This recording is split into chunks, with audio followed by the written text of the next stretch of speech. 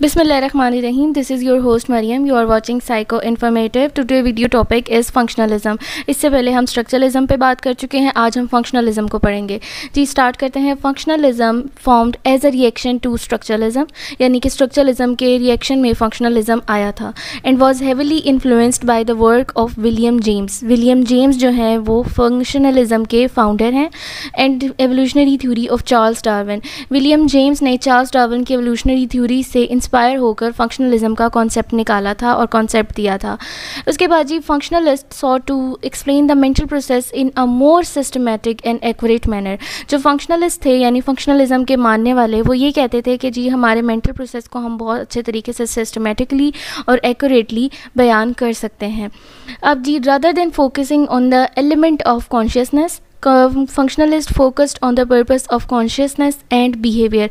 उन्होंने कहा जी अगर हम लाशऊर जो हमारा शऊर है, बजाय उसके ऊपर तवज्जो देने के हम इसके बेसिक जो फंक्शन है, जो इसका बेसिक पर्पस है हमारे कॉन्शियसनेस और बिहेवियर का, उसको स्टडी करें तो वो ज़्यादा बेहतर अप्रोच है। यानी कि उन्होंने ये आइडिया दिया था कि कॉन्शियसनेस को और बिहेवियर को, जो फंक्शन है उनका, उनको स्टडी करें, ना कि उनके स्ट्रक्चर को। अब जी की क्या है फंक्शनलिज्म के, फंक्शनलिज्म की सिर्फ एक ही की है, यानी कि की कॉन्सेप्ट इसका यही है कि it functioned on the mind functions and adaptation, यानी कि ये दिमाग के, माइंड के फंक्शंस पे और अडेप्टेशंस पे बेस करता है ये सारा school. Functionalism also emphasized individual differences which had a profound impact on education. Functionalism ने इंडिविजुअल डिफरेंसेस की भी बात की थी, क्योंकि हर बंदा अपनी इंडिविजुअलिटी रखता है, हर बंदा अपने कॉन्शियसनेस में और अपने बिहेवियर में चेंज है, अपने माइंड में चेंज है। तो उन्होंने कहा था कि हर बंदे का माइंड और बिहेवियर जो है वो डिफरेंटली फंक्शन करता है, तो इन्होंने इंडिविजुअल डिफरेंसेस को भी निकाला था।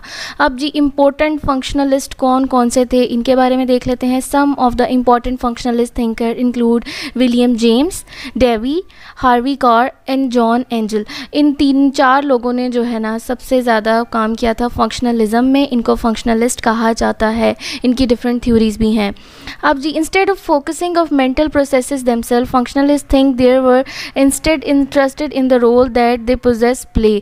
मतलब वो कहते थे कि बजाय इसके कि हम किसी चीज़ के कंपोनेंट या स्ट्रक्चर्स को देखें, हमें ये देखना चाहिए कि वो काम किस तरह करता है, यानी कि प्रोसेसेस प्ले, मतलब काम किस तरह किए जाते हैं, कारकर्दगी किस तरह दिखाई जाती है, वो इस आइडिया को बेस करते थे। अब फंक्शनलिज्म की डेफिनेशन को देख लेते हैं कि फंक्शनलिज्म को डिफ़ाइन कैसे करते हैं। फंक्शनलिज्म की डेफिनेशन क्या है, कोई भी आपसे पूछे तो आप इसको डिफ़ाइन कर सकें जी।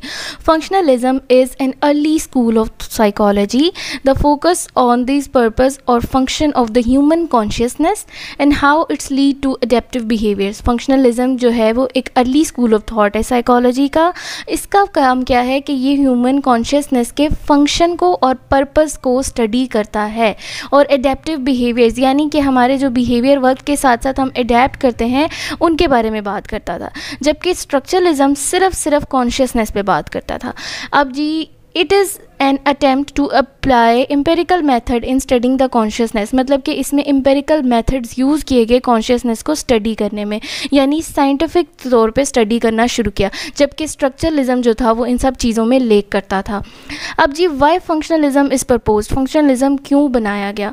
There is a difficulty in incorporating with the scientific method of psychology into the study of consciousness which is at its very nature unobservable. इन्होंने कहा था कि जी जो हमारे पास ये थॉट था स्ट्रक्चरलिज्म, उसमें कॉन्शियसनेस को पढ़ना बहुत मुश्किल था, मतलब कि कॉन्शियसनेस को पढ़ने का, स्टडी करने का हमारे पास कोई भी साइंटिफिक मेथड मौजूद नहीं था, क्योंकि हम इसको ऑब्ज़र्व नहीं कर सकते। ये एक ऐसा नेचर है, ऐसा फिनोमेना है जिसको ऑब्ज़र्व नहीं किया जा सकता। So in this response to this problem, our functionalist John Dewey assert that the human consciousness was not a relevant component in the scientific study of the psychology. उन्होंने कहा था जी हमारे पास जो ह्यूमन कॉन्शियसनेस है, यानी कि ह्यूमन का जो शऊर है, वो क्या है, एक रेलेवेंट कंपोनेंट नहीं है साइकोलॉजी में स्टडी करने के लिए।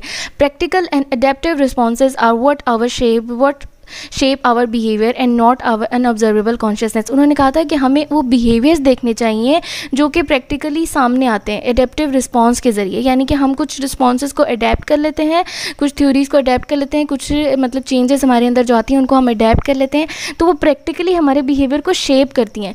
हमें उनको देखना चाहिए बजाय इसके कि हम कॉन्शियसनेस को देखें। ठीक है जी। अब जी functionalism keep moving in the direction which eventually lead to the dominant of functionalism for behaviourism, यानी कि बिहेवियरिज्म की जो बेसिक स्ट्रक्चर फाउंड, यानी कि बुनियाद जो थी वो फंक्शनलिज्म वालों ने डाली थी, यानी कि फंक्शनलिज्म से ओरिजिनेट हुआ था बिहेवियरिज्म का आइडिया। नेक्स्ट जी हम देखते हैं कि इसकी स्ट्रेंथ क्या थी, इसमें क्रिटिसिज्म क्या किया गया था फंक्शनलिज्म में, हम उनको देख लेते हैं जी। सबसे पहले इस पर क्रिटिसिज्म किसने किया था जी? Functionalism was criticized perhaps most famously by Wundt, मतलब कि वॉन्डेड ने सबसे पहले इसके ऊपर क्रिटिसिज्म किया था। उन्होंने ये वर्डिंग कही थी जी, it is literature, it is beautiful but it is not psychology. उन्होंने कहा था ये लिटरेचर है, ये खूबसूरत है, लेकिन ये साइकोलॉजी नहीं है। He set of functionalist William James book the principle of psychology, यानी कि जो विलियम जेम्स ने अपनी बुक रिलीज़ की थी, पब्लिश की थी, उन्होंने फंक्शनलिज्म का थॉट दिया था, फंक्शनलिज्म को प्रमोट किया था, तो उसके ऊपर विलियम वॉर्डन ने ये वाली लाइन जो थी कही थी, यानी कि क्रिटिसाइज़ किया था। फंक्शनलिज्म की अब स्ट्रेंथ क्या है जी? Functionalism was an important influence on psychology, it influence the development of behaviourism and applied psychology, यानी कि अप्लाइड साइकोलॉजी और बिहेवियरिज्म की जो बेसिक बुनियाद है वो फंक्शनलिज्म वालों ने दी थी, यानी कि फंक्शनलिज्म से ही बिहेवियरिज्म आगे आया और उसके बाद अप्लाइड साइकोलॉजी डेवलप हुई।